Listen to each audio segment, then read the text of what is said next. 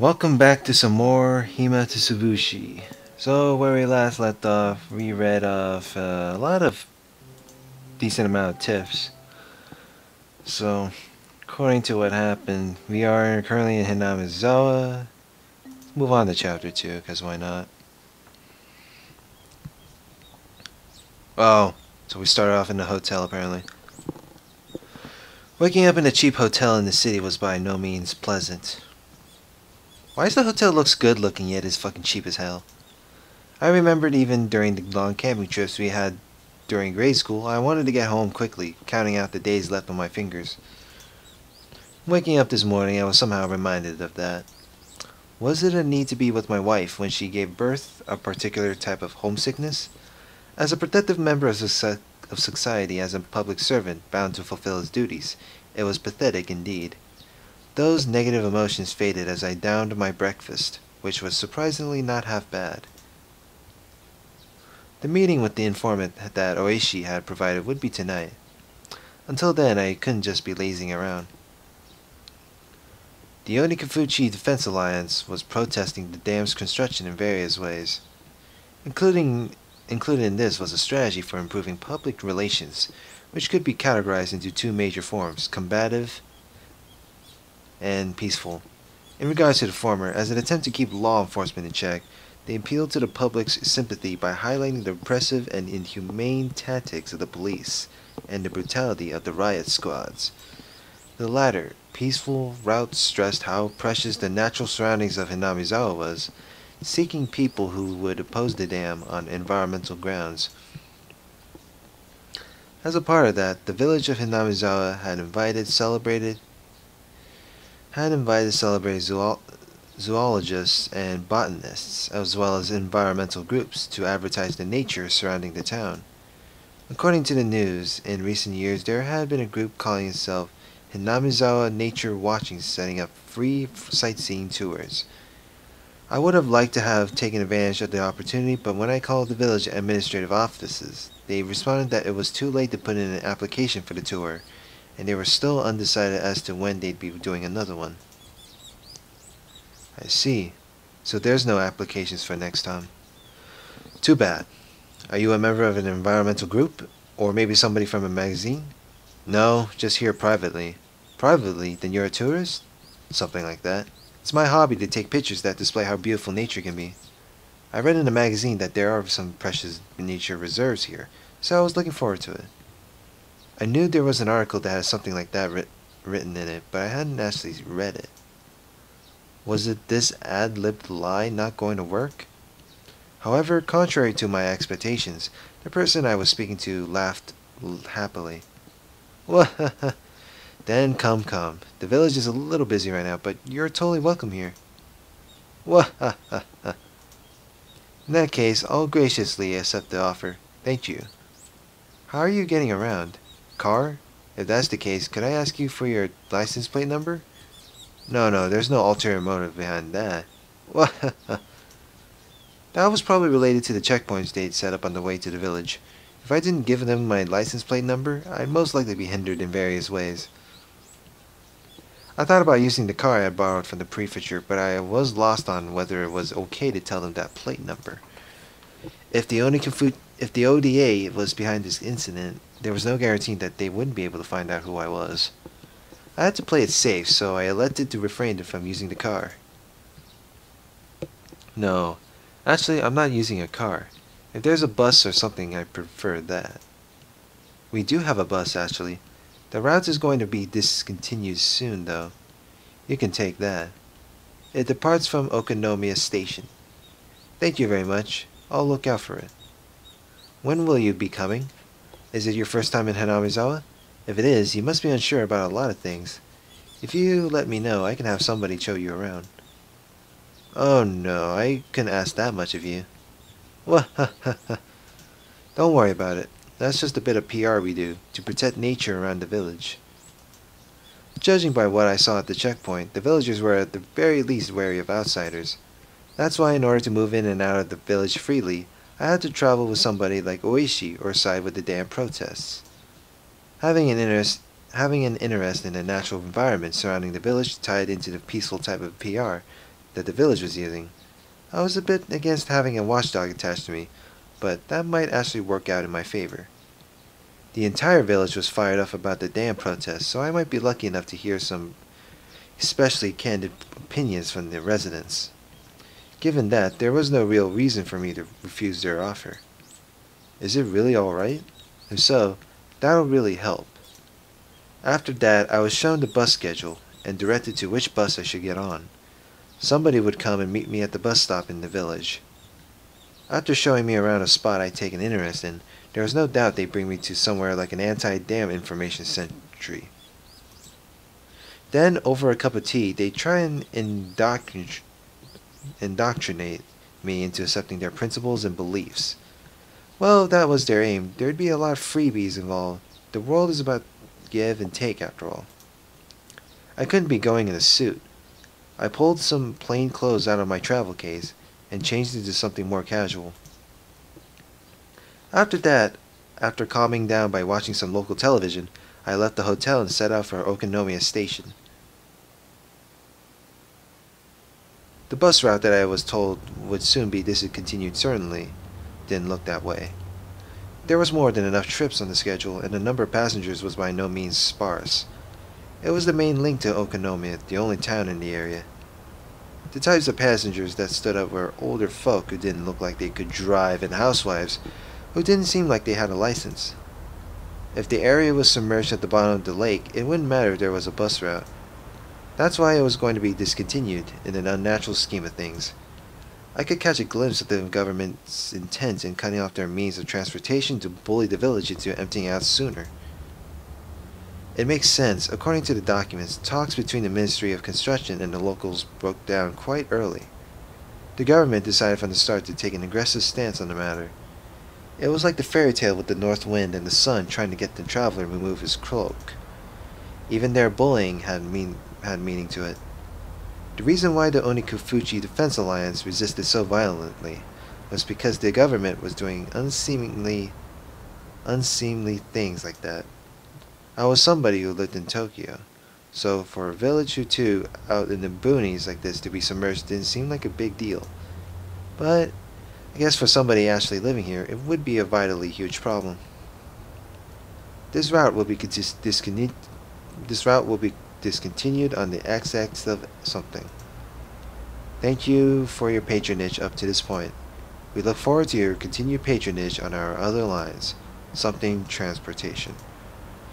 Gazing lazily at the notice of discontinued service posted inside the bus, I counted down the number of stops until the designated one. Along the way, we passed through the checkpoint without stopping. They knew what time the bus was coming, so they had opened up the barricade ahead of time. From here on out was enemy territory. My palms had at some point become coated in a thin film of sweat. Now arriving at Yukita Waterworks. Are there any passengers disembarking? I hurriedly pressed the stop request button as the designated stop was announced. For none of the numerous passengers to be getting off here meant that it must be quite a remote place. In actuality, the stop I got off at was so abnormally run down that I could tell it was barely used. As soon as I stepped out, an intense atmosphere completely different than the interior of the bus assailed my body. Right now, Oishi or Mododai weren't beside me. That's right, at present I was alone in the middle of enemy territory.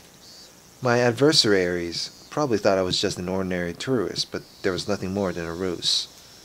But if by some mistake my true identity was to be exposed, it brought back the terrifying words I had heard at the prefectural office, that if somebody was attacked in Hanamizawa with a knife, there wouldn't be any evidence left behind. I didn't seem suspicious, did I? My clothing was currently casual. It was exactly the type of clothing that a city slicker that viewed the countryside as a wholesome getaway would wear. A camera and knapsack. Inside were various things needed for hiking. It was still only June, and maybe it was unusual, but the sun was shining down like it was already the middle of summer. The fact that I didn't bring a hat must seem odd. No, it wasn't something to be that concerned about. It's alright. I was just a normal tourist. Just normal. Was there anything suspicious about me? Asking that as I turned around to look at the bus that was departing. All the passengers by the window were staring down at me, silently. Why the hell are they staring at me? Like, the fuck? They were staring right at me, as if they had seen right through my proud little outfit. Just staring, looking down on me. Countless stares rained down like needles on me from the windows open to air out the bus. All that rained down were stares. None of them were saying a word. But all the more, their silent stares told me more than a million words could. Hurry up and go back to Tokyo, you outsider. No, There was no reason for me to speak. My quiet voice was drowned out by the sound of the engine. The bus, as if to torment me, set out slowly, and after doing more than enough to intimidate me, sped off. A thin film of sweat began to rise from my entire body. According to the documents, it was a village that seemed wary of outsiders. Its population was small as well. No shit. If they saw an unfamiliar face, they would be quick to identify that face as an outsider. On top of that, nobody else had gotten off at this stop. It was a bus stop that they normally just passed on by. Somebody actually getting off there was no doubt that had drawn some attention. But this wasn't a slip-up. They were the ones who directed me to get off at this stop. There was nothing to worry about. I knew that I was just nervous since this was my first undercover assignment. My more seasoned colleagues referred to us as the new generation that didn't know how to lose their cool, but that wasn't true at all. Phew. In order to calm my breathing down, I exhaled the unpleasant air residing in the pit of my stomach. I couldn't help but pray that my apprehensions would disappear like the white clouds of exhaust expelled from the bus. There was a small shed there to serve as shelter if it rained, and it was there I decided to wait.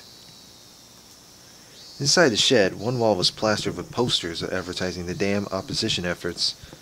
It was like the heartfelt screams of the villagers were recorded on that wall. Inside that shelter, I felt an inexplicable pressure. It wasn't like I had any real relation to the damn project, but it still made me feel hesitant about being inside there. That was just how filled with the force of denial that space was.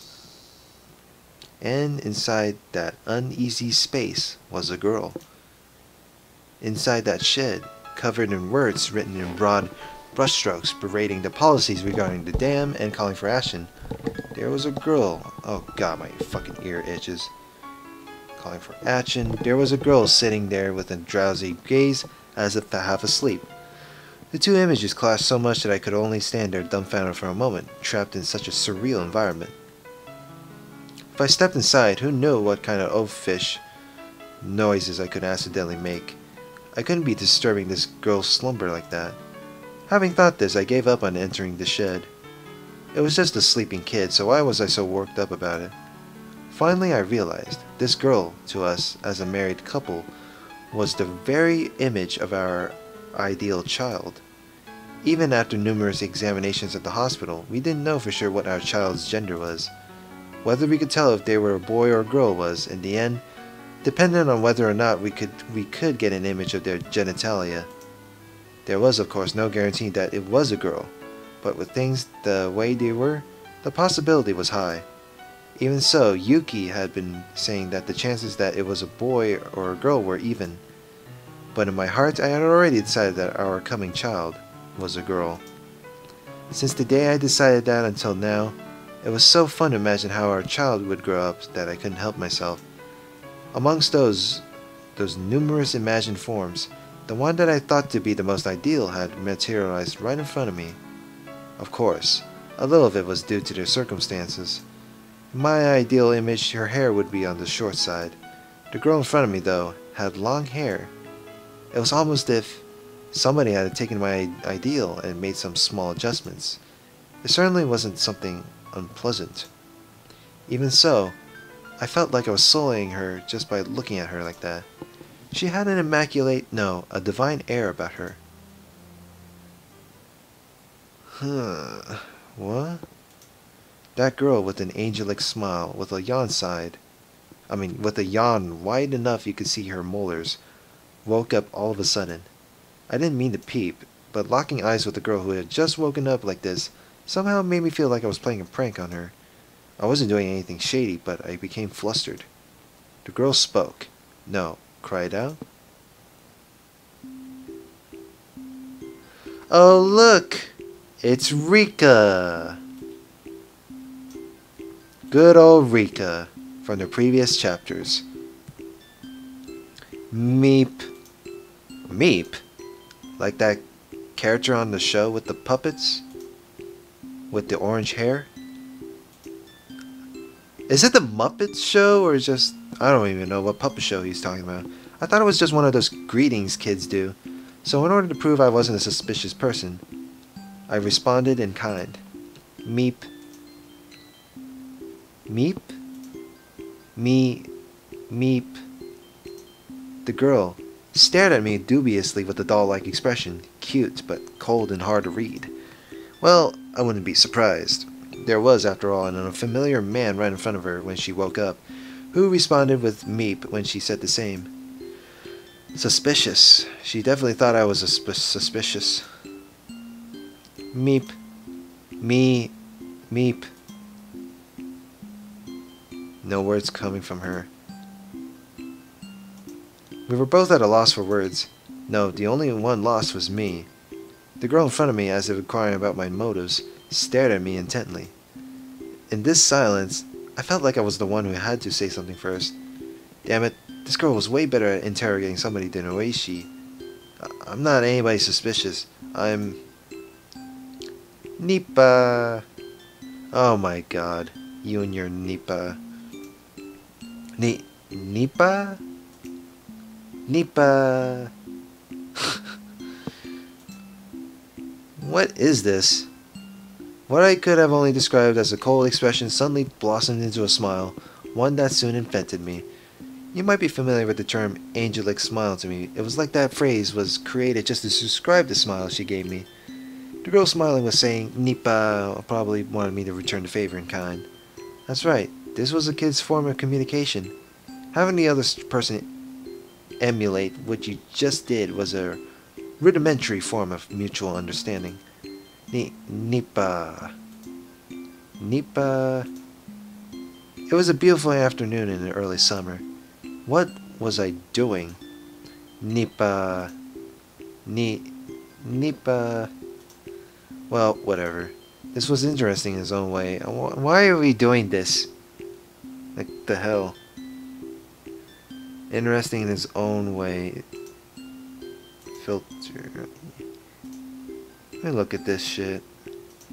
I wonder if there's like a way for me to like turn up the gain in this one. I don't know how. This was interesting in its own way. If making somebody happy with just a smile was the work of angels, then this girl was definitely one of them. I couldn't help but pray that my own child, who was soon to be born, would grow up to be like this girl. That strangely gentle moment was finally brought to the end by the arrival of a car. An older person waved at me from the driver's seat, a dry smile plastered on their face. Is it Oishi? Hi there, good afternoon. Sorry for being late. You're the tourist who phoned yesterday, right? Huh? Yes. Sorry to keep you waiting. I'm running a little behind because of the farm. Hop right on in. It looks like the weather isn't going to hold up for much longer, so I'll show you around real quick. Huh? The weather? It changes fast around here. There'll probably be evening showers again today. If that happens, you won't be able to take any pictures. Come on, get in, get in. Meep. Turning around, the girl was standing right behind me with an intrigued expression. Her body language somehow reminded me of a stray cat that followed you around after you played with a little... so charming. Well, if it isn't Rika-chama. Praise be, praise be. Nipah. A girl named Rika with an immaculate smile and an old man praising her while rubbing brayer beads in his own hands. It was a rather mysterious sight to behold. Are you going to work, Makina? It's not exactly work, per se. I was asked by the mayor to show around a youngin' who came to the village for some sightseeing. A youngin' who came to this village for sightseeing? The girl Rika-chan said that with a smile as she clung onto my arm. Well, yeah, I heard that this village is surrounded by a precious nature reserve, so I very much wanted to record that with my camera. Even though I look like this, I really like to take pictures. Tomataki Mark II. Huh? Tomataki? Huh? Makina, is it okay if I come along too? I couldn't. You could come along, Rika-chama, but there's nothing interesting to see. You should go play near the shrine or something. Meep. A distinctly displeased expression creeped across Rika-chan's face. Being able to show one's emotions honestly on their faces was a privilege young children had. If it's not too much of a problem, could you bring this child along with us? When I said those helpful words, another smile spread across Rika-chan's face. With another Nipah, she clung to me again. Not bad at all. I want this girl to call me Papa. No. Father. Dad. Daddy. What am I doing? Ever since I met this girl, I was completely off my game. What? You and your fucking kinks. Off my game. Just calm down. Nothing I can do, I guess. Rika-chama never listens even if you say no. Come on, hop on in. Come now, Rika-chama too. The old man descended from the driver's seat and opened up the sliding door of the van. Ah, shit. What sliding door of the van, which had Onikafuchi Alliance Town Council stenciled on the side. Rika-chan brushed me aside, drove into the seat, and began bouncing around right away. It seemed like she was thoroughly enjoying the bouncy springs. Come on now, Rika-chama. If you're like that, our guest can't sit down. Hey, Rika-chama. Girls are nice. I wonder if my child will play around like this too. No. It was written in that guide to raising a child that you shouldn't dote on them. Kids are kids, if you don't raise them strictly without spoiling them. It's soft and springy. Nipah. Nipah. I am definitely going to be a terrible father. It was decided that I would be a doting parent before my child was even born. Well then, sir, I'll show you around some places like that I think look nice. Have you eaten lunch yet? Yeah. I had a light meal at the hotel.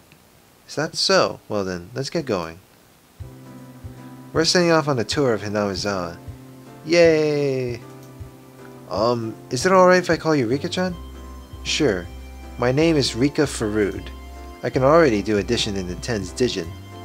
Oh, is that true? That's amazing. I don't count on my fingers. I can do it all in my head.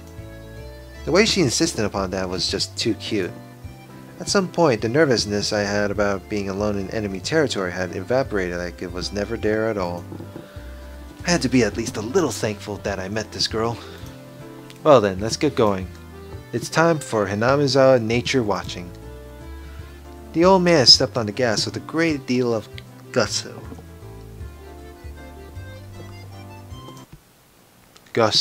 Huh. Oh, we got some nice little background right here.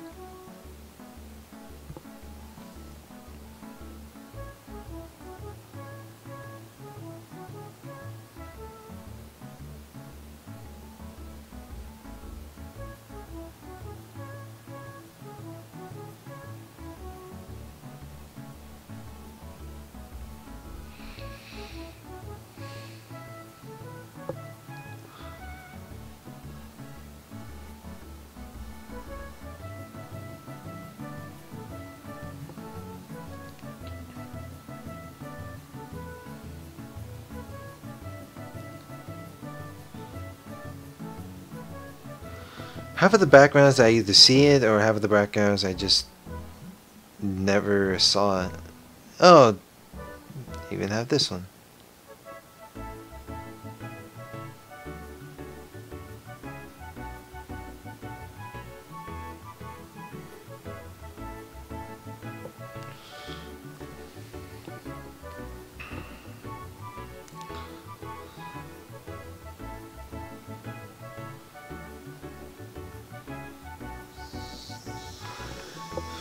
The old man, who was apparently named Makino, was he the same Makino that was listed as the auditor of the ODA? Showed me around places that were all breathtaking. Even though I wasn't really sure for sightseeing, I couldn't help but be impressed. First of all, this was different from the simple scenery of a city. The scenery of a charming village like this, no matter how mundane it seemed to the villagers, had a tranquil appeal to it. At first I was only releasing the shutter. It was part of my tourist app, but midway through I found myself taking pictures out of pure interest. Tourist traps had their own unique allure to them, but there was nothing like that here. I was especially captivated by the unspoiled nature of the place. If there wasn't that whole uproar about over the dam, I would want to bring Yuki with me here some other time. I wanted her to breathe in this fresh air, as well as show her this rejuvenating, verdant scenery. Is something like this that interesting? You're a strange person, Akasaka. No, these cylindrical mailboxes are rare nowadays. They have a certain nostalgic air about them. You wouldn't happen to think they're elegant, would you? Is Hinamizawa fun? Huh? Yeah, it's fun. Once she's discharged from the hospital, I'd like to bring my wife here at least once, with the child that would be born by that time. No words from her. Right now she's in the hospital waiting to give birth. She's due any day now. It'll be nice if they're a cute girl like you. Sir, it seems like congratulations are soon to be in order. Still, that's not good. To leave your wife behind and play around in a place like this. No words. I was momentarily at a loss for words. It was exactly how Makino said. There was no good reason for a man who was waiting for his wife to give birth to be playing around idly in this place. Did I slip up? Well, we had already planned this trip to Hinamizawa a long time ago. My wife's family is with her, so it's alright. If you had this planned so far in advance, then how come you didn't make the sign-up deadline for the nature watching? If you did, could you? You could have toured around on a nice bus instead of being cramped up in here. It didn't seem as if Makino was actually digging for anything, but if this conversation continued any longer, it would put some unexpected holes in my cover. I halted the conversation by pretending to take another picture.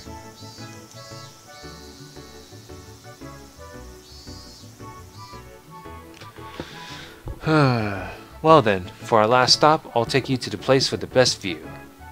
It was slightly before evening. The sun was still burning brightly, but a cool breeze had begun to mix itself into the air.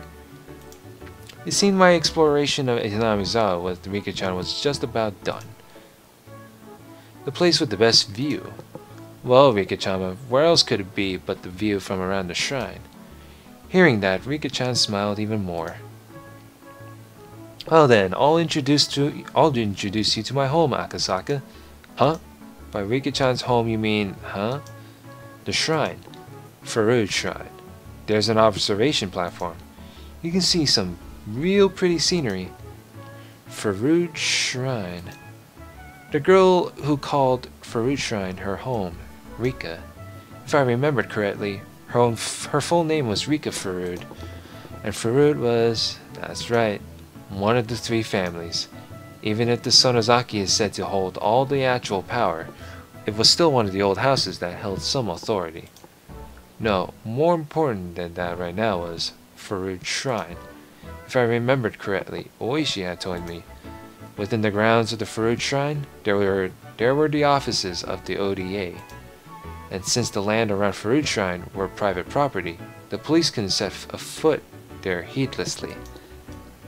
Furude Shrine, where even Oishi couldn't simply set foot into, the main base of operations for the ODA. I had been given the unexpected opportunity to enter there. I couldn't have asked for more. I'm looking forward to it. Please, if you would. Well then, let's get there quick. The weather seems to be getting a little iffy. The sky had suddenly become overcast. It wouldn't be odd if it started raining soon. The cicadas, as if trying to finish their daily allotment of chirps before the evening, cried out even more fervently.